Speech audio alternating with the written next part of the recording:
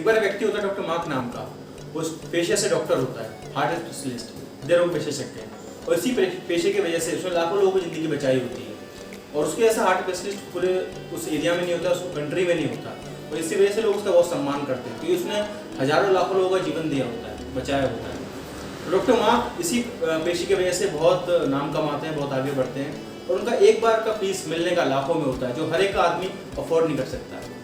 तो एक बार doctor mark अपने घर में बैठे हुए थे, अपनी संजीवनी लिख रहे हुए थे, ऑटोबायोग्राफी।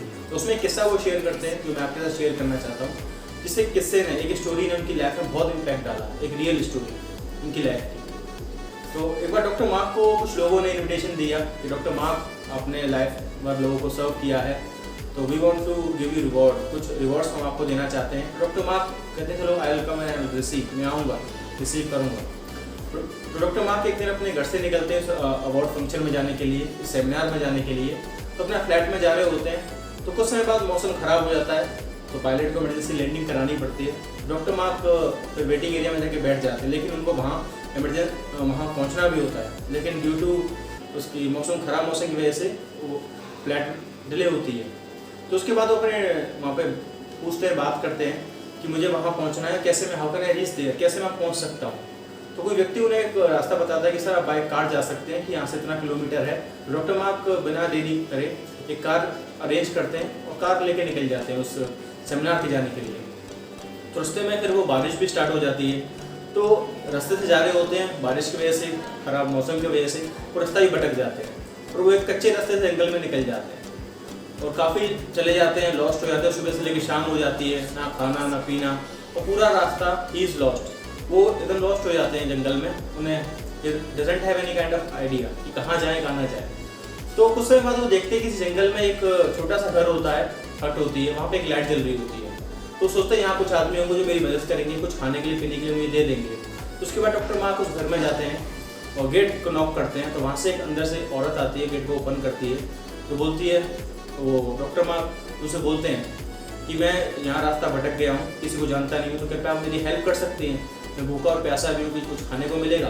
तो वो उनको वेलकम करती है, अंदर लेके बैठाती है और कुछ खाने पीने के लिए देती है। तो उस समय वो औरत पूजा कर रही होती है और उसके बगल में ही उसका बेटा लेटा हुआ होता है। तो डॉक्टर मार्क उससे कहते हैं कि आपके बेटे को क्या हुआ, क्या परेशानी है। तो बताती है कि जो मेरा बेटा है, इसे डिसीज़ है, हार्ट डिसीज़ है और बहुत ही डेंजरस है, केवल हमारे पास इतना पैसा नहीं है कि हम इसको क्योर कर सकें। तो पूछते हैं कि आपने डॉक्टर को नहीं दिखाया। तो डॉक्टर को दिखाया, लेकिन दुनिया में केवल एक ही डॉक्टर है जो इसे सही कर सकता है, उसका नाम है डॉक्टर मार्क, और उनको मिलने के लिए हमारे पास पैसा नहीं है, उनकी फीस ही लाखों में है। डॉक्टर मार्क मनी मन हंसते हैं, उस औरत से बोलते हैं कि आप जिसकी पूजा कर रहे हो, मुझे नहीं पता कि कितना, मैं कभी उनकी पूजा नहीं करी, ना उनको कभी माना है, लेकिन उसमें ताकत बहुत है, क्योंकि जिस इंसान की आपको तलाश है वो आपके सामने बैठा हुआ है।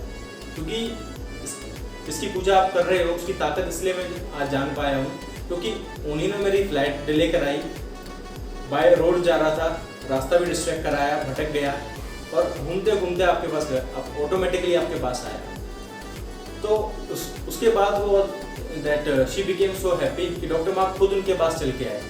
तो फ्रेंड्स, कभी कभी लाइफ में ऐसा होता है कि हम किसी की हेल्प करने के बाद ये फील करते हैं, ये प्राउड करते हैं कि हमने किसी की हेल्प करी, हम किसी की हेल्प नहीं कर पाते। वो नेचर, वो प्राकृतिक, वो नेचर ऐसा होता है, वो ईश्वर ऐसी कंडीशन को क्रिएट करता है कि ऑटोमेटिकली उस इंसान तक हेल्प पहुंच जाती है, इसको ज़रूरत होती है। तो कभी भी इंसान को ये सोचना चाहिए कि हम सामने वाले की I have help that person, जैसा कि डॉक्टर मार्क के साथ हुआ।